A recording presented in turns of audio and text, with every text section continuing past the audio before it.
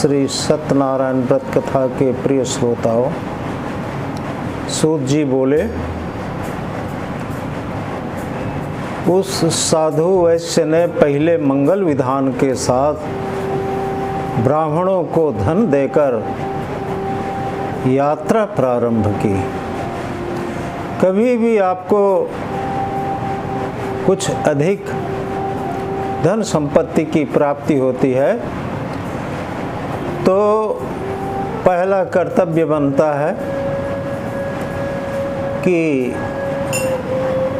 उस धन संपत्ति में से कुछ भाग वेद पाठी ब्राह्मण को दे दे, माता पिता के लिए कुछ अत्यंत आवश्यक वस्तु खरीद कर दे दे और गौ माता, जीव जंतु, पशु पक्षी आदि के लिए भी चारा दाना पानी की व्यवस्था कर दें तो वह धन पवित्र हो जाता है। तो साधु वैश्य ब्राह्मणों को धन देकर लौटने वाली यात्रा प्रारंभ की और अपने नगर की ओर चल दिया। उन वैश्यों के कुछ दूर जाने पर सत्यनारायण भगवान ने उसकी भावना को जानने की इच्छा से उसकी नाव के पास जाकर पूछा कि तेरी नाव में क्या है। इसके उपरांत ये मदोन्मत्त वैश्य अनादर की भावना से उपहास करता हुआ बोला, अरे दंडी स्वामी, क्या कुछ धन लेना चाहते हो? मेरी नाव में लता पत्र आदि हैं और कुछ नहीं है। भगवान उसके ऐसे निष्ठुर वचन को सुनकर बोले, जा, तेरा वाक्य तुझको सत्य हो। ऐसा कह दंडी स्वामी वहां से चले गए और थोड़ी दूर पर समुद्र के किनारे जाकर ठहर गए। दंडी स्वामी के चले जाने पर उस वैश्य ने नित्य क्रिया की और उसने अपनी नाव को उठा हुआ देखा तो परम आश्चर्य में पड़ गया। उसने देखा कि नाव में तो धन धान्य कुछ भी नहीं, वहां तो लता पत्र आदि हैं। तो मूर्छित होकर वह वैश्य पृथ्वी पर गिर पड़ा। होश आने पर बहुत अधिक चिंता से युक्त हो गया। इसके बाद उसके जमाई माधव ने कहा, आप शोक क्यों करते हैं? ये शाप तो दंडी स्वामी का दिया हुआ है। वे ही सब कुछ करने में समर्थ हैं, इसमें कोई संशय नहीं है। अतः उन्हीं की शरण में जाने से मनोकामना की पूर्ति होगी। जमाई जी के वचनों को सुन वह वैश्य उन दंडी स्वामी के पास गए। उन दंडी स्वामी को देख भक्तिपूर्वक प्रणाम करके आदर सहित वह वैश्य बोला, हे प्रभु, मैंने जो कुछ आपसे कहा है उसे आप क्षमा कीजिए। इसी प्रकार बार बार प्रणाम करता वह वैश्य अत्यंत शोकाकुल हो गया। उस वैश्य पुत्र को विलाप करते हुए देखकर दंडी स्वामी बोले, अरे मेरी पूजा से बहिर्मुख रहने वाले, अरे मेरी पूजा को ना करने वाले, तू मत रो, मेरी बात सुन। अरे दुर्बुद्धि, तूने बार बार मेरी आज्ञा से दुख पाया है। मेरी आज्ञा का अवहेलना करने से दुख पाया है। भगवान के ऐसे वाक्य को सुन वह वैश्य भगवान की स्तुति करने लगा, हे प्रभु, साधुर्वाच त्वन माया मोहिता सर्वे ब्रह्माद्या स्त्रीद्वौकसः ना जानन्ति गुणं रूपम त्वाश्चर्यमिदं प्रभो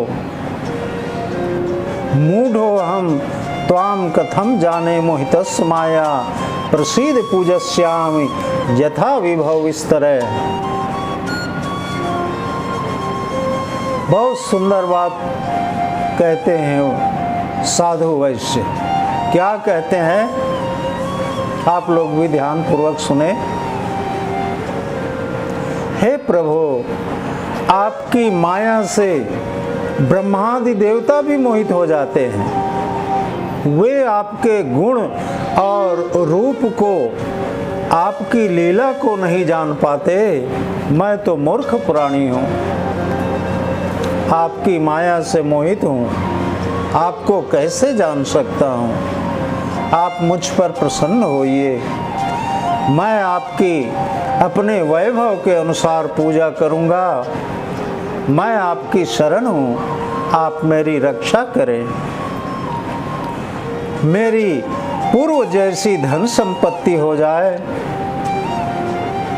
इस वैश्य के भक्ति युक्त वाक्य सुनकर भगवान शीघ्र ही प्रसन्न हो गए।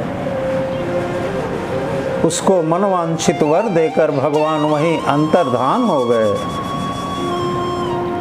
तब नाव पर चढ़कर और नाव को धन से भरा देखा। वह बोला कि भगवान सत्यदेव की कृपा से मेरी कामना पूरी हो गई है। कुछ लोग ऐसा भी कहते हैं कि पता नहीं हमसे क्या गलती हुई, क्या अपराध हमसे हुआ कि भगवान हमसे नाराज हुए और हमारे ऊपर दुखों का पहाड़ ला दिया। लेकिन जीवन में सब कुछ अनुकूल होता है, सब कुछ बढ़िया होता है, तो वो भगवान के प्रति कृतज्ञता व्यक्त करते हैं। हे प्रभु, आप तो मेरे सब कुछ हैं और आपकी कृपा के बिना तो मैं जो है कुछ कर ही नहीं सकता, आगे बढ़ ही नहीं सकता। इसलिए आप मेरे सब कुछ है, सर्वस्व है।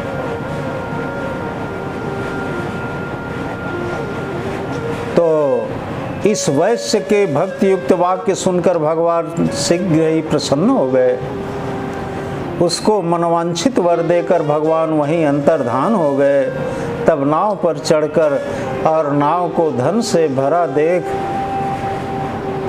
वह बोला कि भगवान सत्यदेव की कृपा से मेरी सभी कामना पूरी हो गई है। ऐसा कहकर अपने स्वजनों के साथ सत्यदेव की यथाविधि पूजा करके बड़ी प्रसन्नता के साथ पूजा को पूरा करके नाव को तैयार कर अपने देश के लिए गमन किया। प्रिय श्रोताओं, साधु वैश्य अपने जमाई से बोले, माधव देखो ये मेरी रत्नपुरी है। अपने वित्त रक्षक दूत को अपने घर भेजा। इसके बाद दूत नगर में गया, कोलकाता की बात है। साधु वैश्य की पत्नी को देख वह हाथ जोड़कर ये उचित वाक्य बोला कि नगर के समीप साधु वैश्य अपने जमाई जी के साथ बंधु वर्ग और बहुत से धन के साथ आ गए हैं। दूत के मुख से ये वाक्य सुन लीलावती बड़ी प्रसन्न हुई। उस समय सत्यदेव की पूजा समाप्त कर वह अपनी पुत्री कलावती से बोली, बेटी मैं तो उनके दर्शन को जा रही हूँ, तुम भी शीघ्र आना। ऐसे माता के वचनों को सुन और व्रत को समाप्त कर हड़बड़ी में प्रसाद को ग्रहण नहीं कर पाई। आरती भी नहीं हुई थी, किंतु अपने पति के दर्शन को चली गई। इससे सत्यदेव भगवान नाराज हो गए। भगवान ने उसके पति, नाव और धन धान्य को जल में डुबो दिया। जब कलावती ने अपने पति को नहीं देखा तो महाशोकाकुल होकर रोती हुई पृथ्वी पर गिर पड़ी। नाव की ये हालत देख और कन्या को अत्यंत दुखी देख साधु वैश्य डर कर सोचने लगा कि ये क्या आश्चर्य हो गया। साथ ही सब नौका चालक भी चिंता में पड़ गए। लीलावती अपनी कन्या कलावती की इस हालत को देख बड़ी व्याकुल हो गई। अत्यंत दुख के साथ विलाप करती हुई वह अपने पति से बोली। इस समय नौका के साथ वो जमाई कहाँ लोप हो गए। न जाने कौन से देवता के अपराध से नाव का हरण हो गया है। कोई समुद्री डाकू तो नहीं ले गया? नहीं नहीं, ऐसा नहीं हो सकता। अरे सत्यदेव की महिमा को भला कोई जान पाया है? ऐसा कह अपने स्वजनों के सहित वह रोने लगी। तब लीलावती ने अपनी कन्या कलावती को अपनी गोद में ले लिया, हृदय से लगा लिया। इसके उपरांत कलावती ने अपने स्वामी को नष्ट हुआ जान दुखी होकर अपने पति की खड़ाऊ लेकर उसका अनुसरण करने की अर्थात मरने की उसने मन में सोच ली। कन्या के इस कृत्य को देख लीलावती सहित वह साधु अत्यंत शोक से पीड़ित हुआ। उस धर्मात्मा ने सोचा कि सत्यदेव ने ही इस नाव और जमाई का हरण किया है। सत्यदेव की ही ये माया है। उसने सबको बुलाकर अपना मनोरथ कहा कि मैं अपने वैभव के अनुसार, अपने स्वरूप के अनुसार सत्यदेव की पूजा अवश्य करूंगा। पृथ्वी पर उसने दंडवत प्रणाम किया, बार बार प्रणाम किया। इससे दीनानाथ सत्यदेव प्रसन्न हो गए। नत्वा च दंडवद भूमौ सत्यदेवं पुनः पुनः ततस्तुष्टः सत्यदेव दीनानां परिपालकः। तभी आकाशवाणी हुई। भक्त वत्सल भगवान बोले, अरे साधु वैश्य, तेरी पुत्री मेरा प्रसाद छोड़कर पति के दर्शन को आई है। इसी कारण उस कन्या का पति अदृश्य हो गया है। यदि वह जाकर प्रसाद लेकर पुनः आए तो उसे पति की अवश्य प्राप्ति होगी। लीलावती इस आकाशवाणी को सुन शीघ्र ही अपने घर गई, प्रसाद को ग्रहण किया। पुनः आकर उसने अपने पति के दर्शन किए। इसके उपरांत कलावती अपने पिता से बोली, हे पिताजी, अब जल्दी घर को चलें, विलंब क्यों करते हैं? कन्या के इन वाक्यों को सुन वह साधु वैश्य संतुष्ट हो गया। उसने सत्यदेव का पूजन विधि विधान से किया। वह धन को लेकर बंधु बांधवों सहित अपने घर को गया। पूर्णमासी और संक्रांति को उसने सत्यदेव का पूजन किया। इस लोक में सुख पाकर वह अंत में सत्यपुर अर्थात वैकुंठ धाम को चला गया। कोई कहे कि पति को तो परमेश्वर की संज्ञा मिली हुई है, तो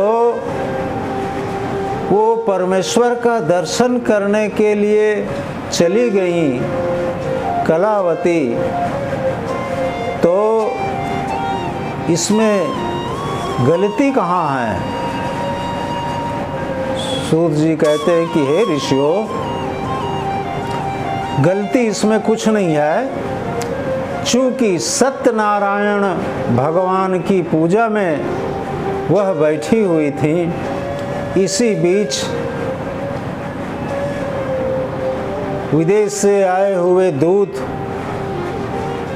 जब समाचार बताते हैं तो उसकी मति इधर उधर हो जाती है, अर्थात उसका ध्यान भंग हो जाता है। सत्यनारायण भगवान के प्रति उसका ध्यान हट जाता है और अपने पति देव की अगवानी के लिए